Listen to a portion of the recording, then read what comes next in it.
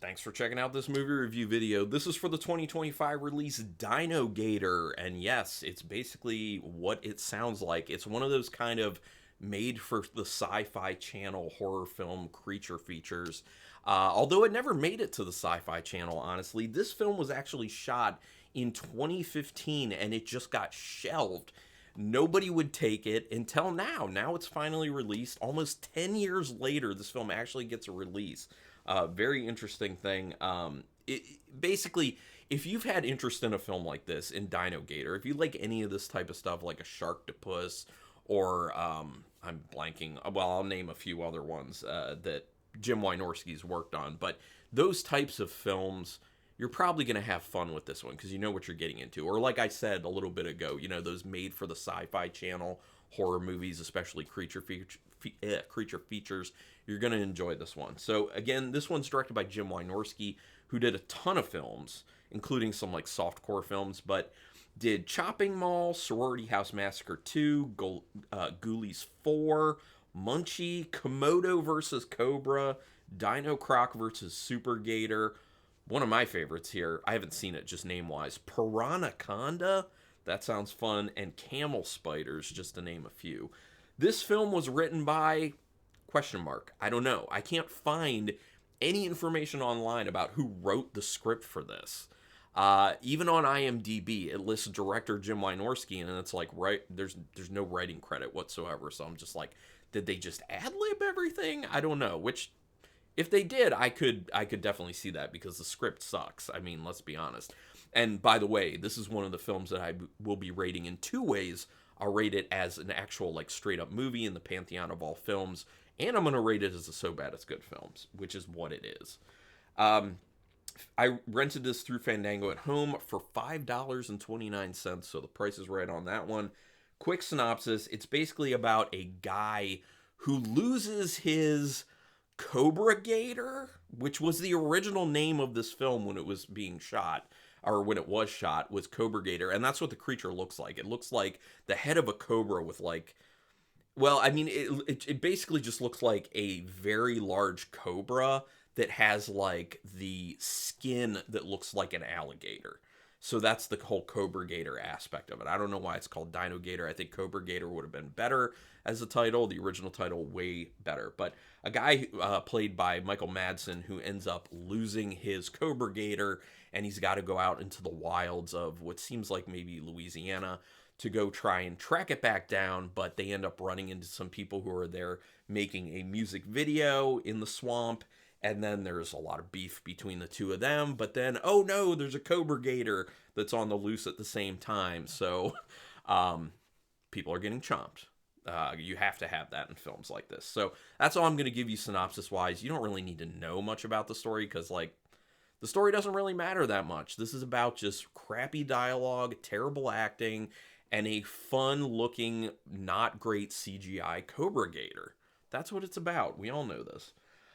They do get to the creature immediately. I love that. Opening scene, you're seeing the creature full on. Love that.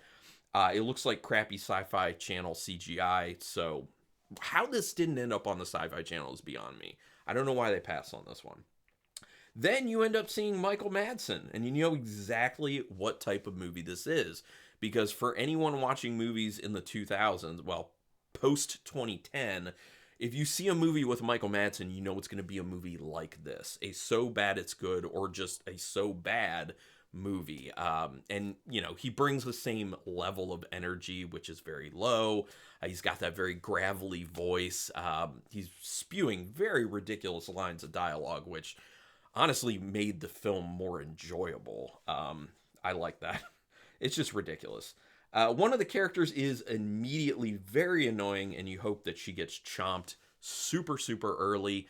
I don't think she gets chomped early enough for me personally. There's another character who's pretty annoying as well, but she primarily is the most annoying character, and I was just like, oh my gosh. So the characters are just ridiculous. They're all over the top. They all have their own annoying things about them, in addition to the dialogue. At one point, some characters go to a gym, and it's very obvious that it's actually just someone's house, probably a portion of their basement. Then other characters end up going to a hardware store, And that's obviously someone's garage. So you gotta love these super low budget independent films that just wear it on their sleeves. They're just like, look, you can tell that we just dressed up someone's house as like a shop location or as a gym, and we're not even really gonna try to hide it that much. Like literally in the gym scene, you could see the underside through a window, the underside of someone's deck with like lights hanging up. And I was just like, yeah, this is, yep. But it adds charm to the film. The combination of terrible dialogue and terrible acting hits just right for this type of film. And then you throw Michael Madsen in with that one, and it's kind of, I wouldn't say magical, but it's like below magical as far as so bad it's good films go. It's awesome how characters just stand there and wait to be eaten. That's another thing. You won't find anyone running for their life or being clever or trying to actually survive. When, for the most part, when characters see the DinoGator, they just stand there and wait to be consumed. And that gets to another thing, which is the actual deaths aren't the greatest, in my opinion. Most of them are just someone just being, like, swallowed whole, basically. Which, you know, it's still fun. Anytime the DinoGator is on the screen, it's fun just to look at it because I like the design of it. And just seeing the crappy CGI and how it moves, which actually it moves really well for what it's supposed to be creature-wise. I thought they did a good job with that. Kind of impressive, honestly. The script is like it's written by a teenage boy. I will say that. You see that most in the dialogue. Also the fact that there really isn't much of any story to this film. And they focus mainly on this kind of feud that's going on between the guy and his people who are looking for the DinoGator, and then these people who are trying to shoot this music video. They end up like really hating each other, and there's just all this going back and forth and insulting each other in a teenage boy kind of way. So it's that level of humor to it, but it's also written in the way where you're just like, it's very self-aware. Like, you know that they know they're not trying to make a good movie here. They're just trying to make entertainment. And they do that. They succeed greatly. The kills do suck, but watching the wonky looking creature is fun. Like I said, it moves well. The pacing does suffer in the film as it goes on.